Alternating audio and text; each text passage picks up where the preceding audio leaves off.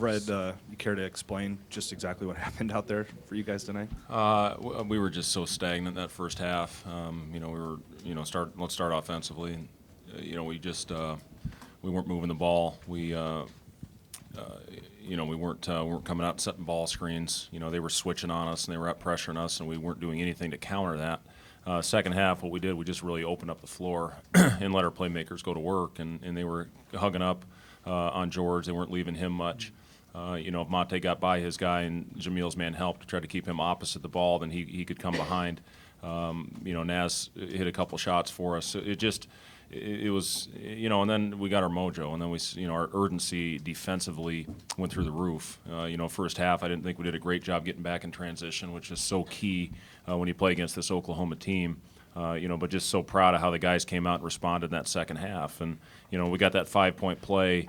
That was huge for us. And then we get a stop, and Monte comes down and hits a three, and all of a sudden it was 12, and now it's manageable. And, just, again, guys going out and making great plays. That's the bottom line, I guess. George said he thought it was the defense that got you on that 22-0 run and back to winning. What do you think? Was it the offense? There's no doubt. We were defending. We were, we were out there, pressuring and sitting in gaps. The guys that were supposed to be sitting in gaps were in gaps. The guys that were supposed to be helping on the post were in there digging, making them kick it out. And then the urgency in our closeouts was outstanding. And I thought it was really a great mental half for us. We needed that. We needed that in a bad way. We were obviously a team that was struggling and reeling a little bit after 2 losses. You get 1 day to prepare, and you wonder how your guys are going to come out and respond. We didn't respond great, obviously, but they sure turned it around, and hopefully this is what we need to get our confidence back to the point where we can get some momentum going into the tournament.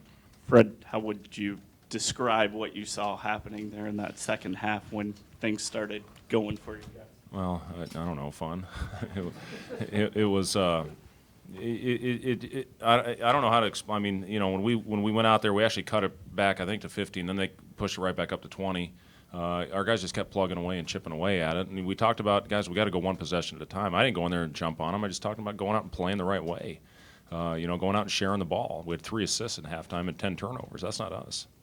Fred, I know you've been asked to explain how it happened, and maybe the stat sheet shows, maybe it doesn't. But when you look at it, does anything jump out, or do they all seem to kind of run together? I think a big thing is the rebounds. We did a great job in the second half. They were, I think, 7-0 at halftime, if I'm not mistaken.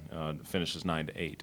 The other thing was points in the paint. They killed us in the paint in that first game and the 3-line. We outscored them by 20 in the paint. That's huge.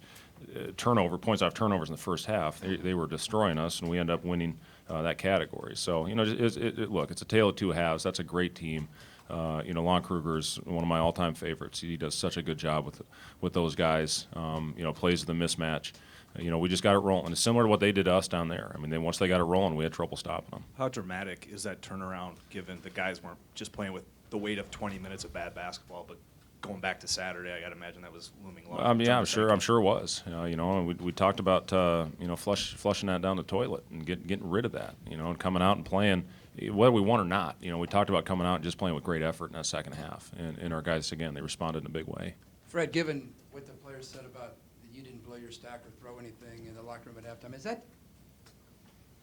that something you got from all the great coaches for whom you played over the years, or is that just your mentality? I've thrown stuff before in there. Not tonight? Not tonight. I didn't throw anything tonight. I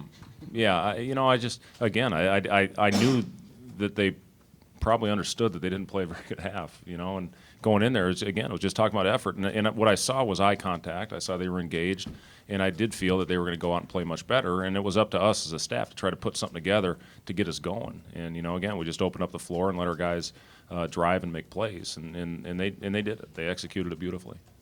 No Bryce in the second half. Is that just It's just I went with the guys that we had going out there, and obviously that group that had it, cutting it, 15, 12, all the way down to 3. We just kept going with the hot hand.